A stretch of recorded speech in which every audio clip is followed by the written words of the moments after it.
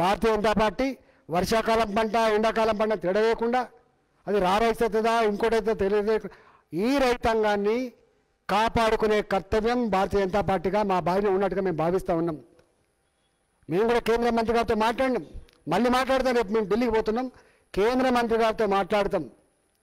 ఇంకా ఎక్కడ అవకాశం ఉన్నా కూడా అవసరమైన పారిపోయిన ఇంకెక్కడ ఎక్స్పోర్ట్ అయితే లేకపోతే ఇంకా రాష్ట్రంలో కన్జ్యూమ్ అయితే తీసుకోమని చెప్పి కోరుతాం. భారతీయ జనతా పార్టీ తెలంగాణ రాష్ట్ర శాఖ తెలంగాణ రైతాంగం యొక్క బాగోగుల కోసం పనిచేస్తుంది, తెలంగాణ ప్రజల బాగోగుల కోసం పనిచేస్తుంది తప్ప ఇక్కడ ప్రజలను విస్మరించే ప్రసక్తి లేదని చెప్పి నేను మనవి చేస్తున్నా. మాది కేంద్ర ప్రభుత్వమే అయినా మాది జాతీయ పార్టీ అయినప్పటికీ కూడా రాష్ట్ర రైతాంగ ప్రయోజనాలు కాపాడుకోవడంలో భారతీయ జనతా పార్టీ రాష్ట్ర శాఖగా మా వంతు కూడా మేము కృషి చేస్తామని చెప్పి రైతాంగానికి మేము హామీ ఇస్తున్నాం. రాబోయే కాలంలో మీకు అండగా ఉంటామని చెప్పి తెలియజేస్తా ఉన్నాం.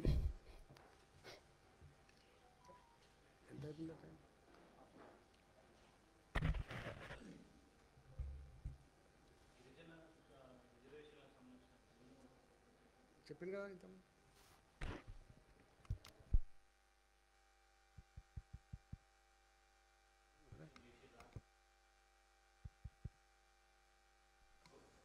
యాక్చువల్గా రిజర్వేషన్ల విషయంలో మీకు గత చరిత్ర ఐడియా ఉంటుంది. ఎస్సీల కోసం 14% ఉండే, పెరిగిందని చెప్పి 1% తెచ్చుకున్నారు. మీకు ఐడియా ఉండాలి. రాజ్యాంగ సవరణలు అక్కడ లేకుండా తెచ్చుకున్నట్టున్నది. గిరిజనుల విషయంలో కూడా 3% ఉన్న రిజర్వేషన్లు అంతేనా బాయ్ సార్, 4% ఉన్న రిజర్వేషన్లు 6% తీసుకున్నారు. 85, 86 అనుకుంటా. ఇవాళ ఇక్కడ కూడా ఏమైపోయింది, ఓ పీఠముడిలో కేసు పడేసిండు. సుప్రీంకోర్టుది ఒక జడ్జిమెంట్ ఉన్నది, అదంతా మీకు తెలుసు. 50% రిజర్వేషన్ దాటకూడదని చెప్పి ఉంటే తమిళనాడుకి ఎట్లిచ్చిండ్రు, మహారాష్ట్ర కూడా ఇచ్చింది మేము ప్రశ్నించినాం అప్పుడు.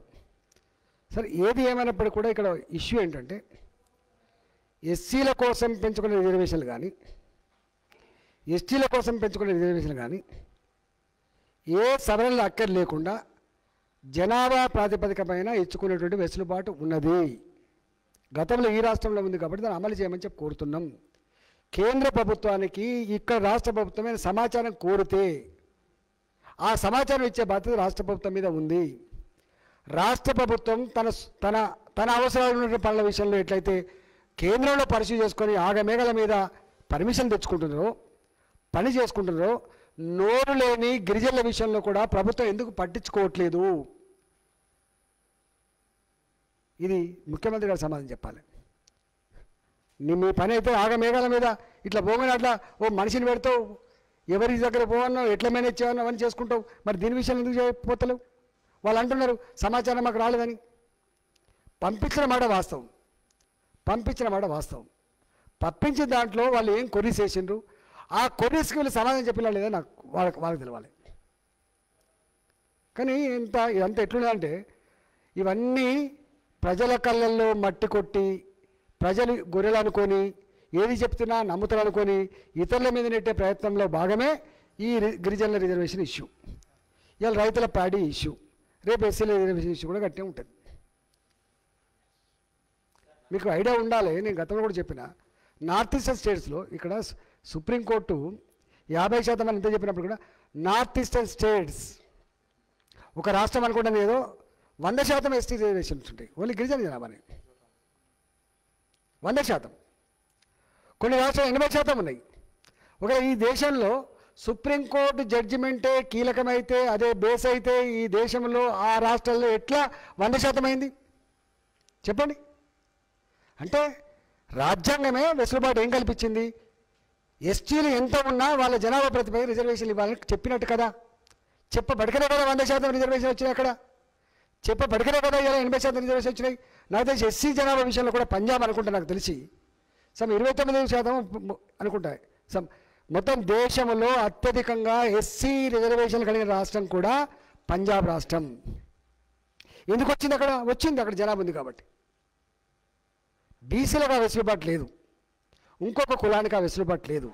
కానీ ఈ దేశంలో ఉన్న గిరిజనుల కోసం కానీ ఈ దేశంలో ఉన్నటువంటి ఎస్సీల కోసం కానీ షెడ్యూల్ క్యాస్ట్ కోసం కానీ ఎక్కడ కూడా సుప్రీంకోర్టు కదా ఏది ఆపజాలదు. గంత గొప్ప రాజ్యాంగాన్ని మహనీయుడు అంబేద్కర్ గారు అందించిండ్రు. అందుకే అంబేద్కర్ మహనీయుని దేవుడు అని కొలుస్తారు వాళ్ళు. That is the reason.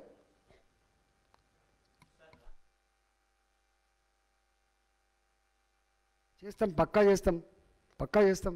ఎందుకు చేయం? బుచ్చిన టైం ఉంది. మా పద్ధతులు మాకుండా మేము చర్చించుకొని చేస్తాం. వదిలిపెట్టే ప్రసక్తి లేదు. దీక్షలు ఉంటాయా, మీటింగ్లు ఉంటాయా, ఇంకో రకం ఉంటుందా? మా పొలిటికల్ కార్యక్రమం కొనసాగుతుంది. హాయ్ ఫ్రెండ్స్, మా టుడే టుమారో యూట్యూబ్ ఛానల్ చూస్తున్నందుకు చాలా థ్యాంక్స్. మరిన్ని లేటెస్ట్ వీడియోస్ కోసం వెంటనే సబ్స్క్రైబ్ చేయండి. అలాగే ఈ బెల్ ని కూడా రింగ్ చేసేయండి. మా నోటిఫికేషన్స్ అన్ని మీ మొబైల్లో వస్తాయి. అలాగే మా వీడియోస్ మీకు నచ్చితే లైక్ చేయండి, షేర్ చేయండి, నచ్చకపోతే కామెంట్ చేయండి.